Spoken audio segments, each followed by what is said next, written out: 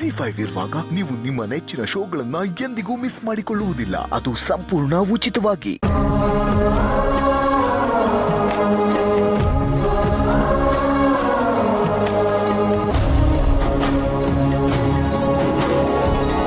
ಏಯ್, ಏನ್ ಇಷ್ಟು ನಿಧಾನಕ್ಕೆ ಕೆಲಸ ಮಾಡ್ತಾ ಇದೀಯಾ? ಬೇಗ ಬೇಗ ನಿನ್ ಕೆಲಸ ಮುಗಿಸಿ ನನ್ನ ಕೆಲಸನೂ ಮಾಡ್ಕೊಡು. ಆಯ್ತವ.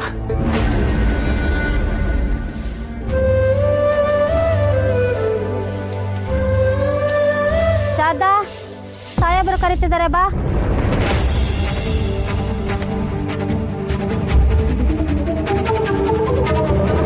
ನನ್ನಿಂದ ಏನಾದರೂ ತಪ್ಪಾಗೈತಾ?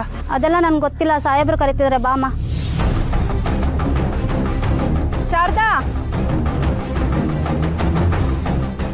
ಅಲ್ಲೇನಾನ ಹೋಗಿ ನನ್ನ ಕೆಲಸ ಹೇಳ್ದೆ ಅಂತ ಹಾಕೊಟ್ರೆ ಸರಿಯಾಗೈತೆ ನಿಂಗೆ. ಇಲ್ಲ ಕಣವ, ಹಂಗೆಲ್ಲ ಏನಾಗಕ್ಕಿಲ್ಲ. ನಾನು ಈಗ ಹೋಗಿ ಬರ್ತೇನೆ. ನಡಿ. ಏನಮ್ಮ ಶಾರದಾ, ಯಾರಾದರೂ ತೊಂದರೆ ಕೊಟ್ರೆ ನಮ್ಗೆ ಹೇಳ್ಬೇಕು. ಸುಮ್ಮನೆ ಸಂಸ್ಕೊಂಡು ಕೂತ್ರೆ ಆಗಲ್ಲ. ಅಯ್ಯೋ, ಯಾರಿಗೇನು ಹೇಳಿ ಪ್ರಯೋಜನ ತಾಯಿ? ಮೇಲೊಬ್ನವನಲ್ಲ, ಅವನಿಗೆಲ್ಲ ತಿಳಿತೈತೆ. ಅವನು ಕಣ್ಣವೇ. ಅವನು ನಮ್ಮ ಕಡೆ ನೋಡಿದಾಗ ಅವನಿಗೆ ಎಲ್ಲ ಕಾಣ್ತೈತೆ. ಈಗ ಬನ್ನಿ ಹೋಗವ. ಶಾರದಮ್ಮ, ಬನ್ನಿ. ನಮಸ್ಕಾರ ಬುದ್ಧಿ. ನಿಮ್ಗೊಂದು ಸಿಹಿ ಸುದ್ದಿ ಇದೆ. ಈ ಮಾರಿಗುಡಿ ವೀರಭದ್ರ ಹೇಳಿದ್ಮೇಲೆ ಮುಗೀತು. ಛತ್ರಿ, ದಣಿ, ಏನೋ ಅದು ಪರಶು ಹತ್ರ ಯಾರ್ದೋ ಮದುವೆ ಅದು ಇದು ಅಂತ ಮಾತಾಡ್ತಿದ್ದೆ. ಏನಿಲ್ಲ ದಣಿ ಅಂತದ್ದು. ಈ ದೇಶಾವರಿ ನಗೆ ನಗೋದನ್ ಬಿಟ್ಟು ಯಾರ ಮದುವೆ ಏನು ಕತೆ ಅಂತ ಹೇಳು. ಅದೇ ದಣಿ, ಶಿವು ತಂಗಿ ರಶ್ಮಿ ಮದುವೆ.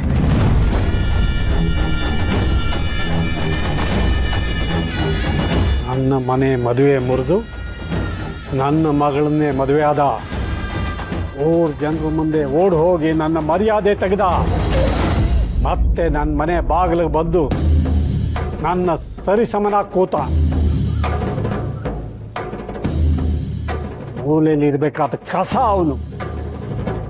ಕಸ ಬಟ್ಟೆಗೆ ಅಂಟಿದ್ರೆ ತೆಗೆದು ಬಿಸಾಕಬಹುದು, ಅದು ಮೈಗೆ ಅಂಟ್ಕೊಂಡ್ರೆ ತೆಗೆದು ಒಗಿಬೇಕು. ಅರ್ಥ ಆಗ್ಲಿಲ್ಲ ದಣಿ. ಎಲ್ಲ ಆಗಿರೋ ಶಿವ ಮನೆಯಲ್ಲಿ ಶುಭ ಕಾರ್ಯ ನಡೆಯುತ್ತೆ ಅಂದ್ರೆ ಬಿಟ್ಬಿಡೋಕ್ಕಾಗತ್ತಾ? ನಾನು ಅನುಭವಿಸಿರೋ ಅವಮಾನ ನೋವು ಎಲ್ಲ ಅವನು ಅನುಭವಿಸ್ಬೇಕು. ದೀಪಾವಳಿ ಅಂತ ಮನೆ ಕರ್ತಿದ್ರೆ ದೀಪ ಆರಿಸಿದ್ರು ಬೇಜಾರಾಗ್ತಿರ್ಲಿಲ್ಲ. ಆದ್ರೆ ಬತ್ತೀನೇ ಇಟ್ಬಿಟ್ಟು ಹೋದ್ನಲ್ಲ, ಅಂಥವನ್ನ ಸುಮ್ಮನೆ ಬಿಡಕ್ಕಾಗತ್ತಾ?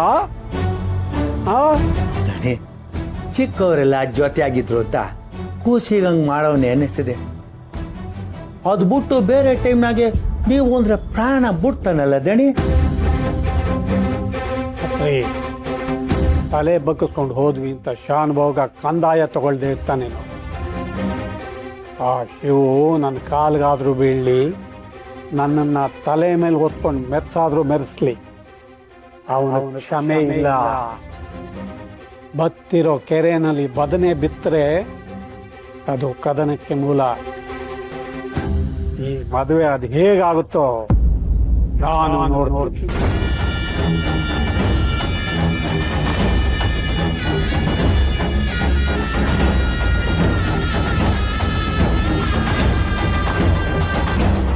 ಆ ಶಿವನಿಗೆ ತಂಗಿರು ಅಂದ್ರೆ ಪ್ರಾಣ. ಬರೀ ಪ್ರಾಣ ಅಲ್ಲ, ಪಂಚಪ್ರಾಣ. ಆ ಪ್ರಾಣಗಳು ವಿಲವಿಲ ಅಂತ ಒದ್ದಾಡಿದ್ರೆ ಇಲ್ಲಿ ಶಿವನು ಅಷ್ಟೇ ನೊಂದ್ಕೋತಾನೆ. ಛತ್ರಿ, ನಾವು ತೂಗ್ಬೇಕಾಗಿರೋದು ಮಗುನ. ಆಗ ತೊಟ್ಲು ಅಳುತ್ತೆ ಅಲ್ವಾ?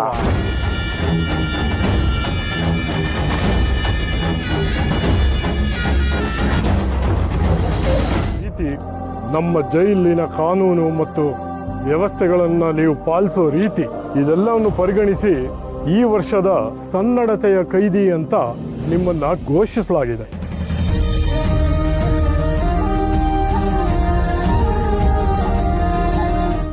ಮಾಡಿದವ್ರಿಗೆ ಶಿಕ್ಷೆ ಕೊಟ್ಟು ಇಲ್ಲಿ ಜೈಲಿಗೆ ಕಳಿಸ್ತಾರೆ.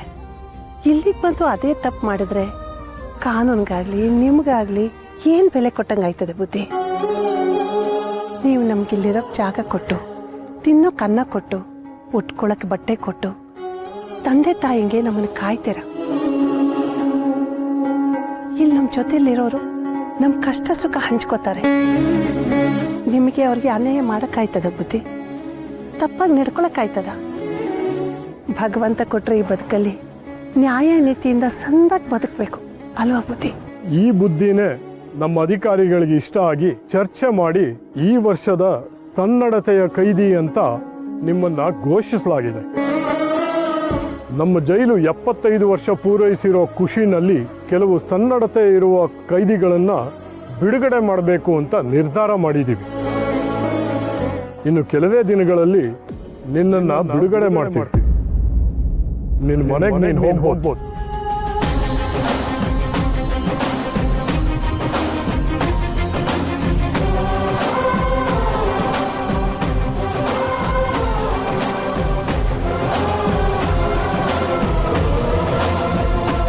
ಬುದ್ಧಿ, ಇನ್ನೊಂದ್ಕಿತ ಹೇಳಿ ಬುದ್ಧಿ. ನಾ ಹೇಳ್ತಾ ಇರೋದು ಸತ್ಯ.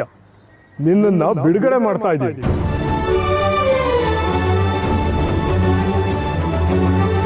ಮಾದಪ್ಪ, ಕೈ ಬಿಟ್ಬಿಟ್ಟೆ ತಂದೆ.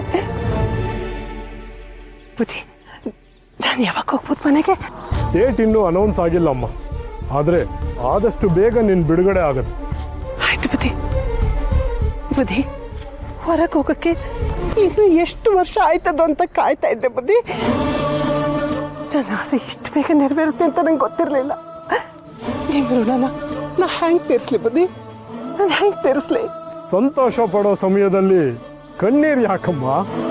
ಇದು ಕಣ್ಣೀರಲ್ಲ ಬುದ್ಧಿ, ಇದು ಖುಷಿಗೆ ನನಗೆ ಮಾತೇ ಬರ್ತಿಲ್ಲ. ಇನ್ನೊಂದು ವಿಷಯ ಬುದ್ಧಿ, ನಾವಿಲ್ಲಿದ್ದಾಗ ನೆಮ್ಮದಿಯಾಗೇ ಇರ್ತೀವಿ. ಇಲ್ಲಿಂದ ಹೊರಗೆ ಹೋದ್ಮೇಲೆ ಜನ ನಮ್ಮನ್ನು ಹೆಂಗೆ ನೋಡ್ತಾರೆ, ಅವ್ರ ಕಣ್ಣಿಗೆ ನಾವು ಹೆಂಗೆ ಕಾಣ್ತೀವಿ ಅನ್ನೋದೇ ಗೊತ್ತಿಲ್ವಲ್ಲ ಬುದ್ಧಿ? ನೋಡಿ ಅಮ್ಮ, ನೀವು ಅನ್ಕೊಂಡ ಹಾಗೆ ಹೊರಗಡೆ ಇರೋರೆಲ್ಲ ಸಾಚಾಗಳಲ್ಲ, ಒಳಗಿರೋರೆಲ್ಲ ಕೆಟ್ಟವರು ಅಲ್ಲ. ನೀವು ತುಂಬ ಯೋಚನೆ ಮಾಡಬೇಡಿ, ಎಲ್ಲ ಒಳ್ಳೇದಾಗುತ್ತೆ. ನಾನು ಬರ್ತೀನಿ.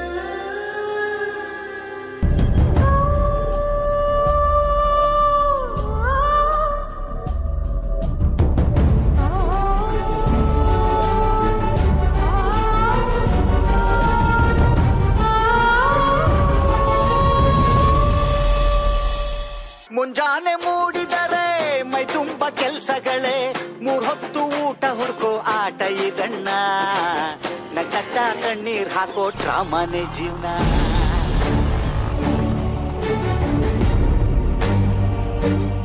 ZEE5 ಆಪ್ ಡೌನ್ಲೋಡ್ ಮಾಡಿ ಎಲ್ಲಾ ಸಂಚಿಕೆಗಳನ್ನು ಸಂಪೂರ್ಣ ಉಚಿತವಾಗಿ ನೋಡಿ.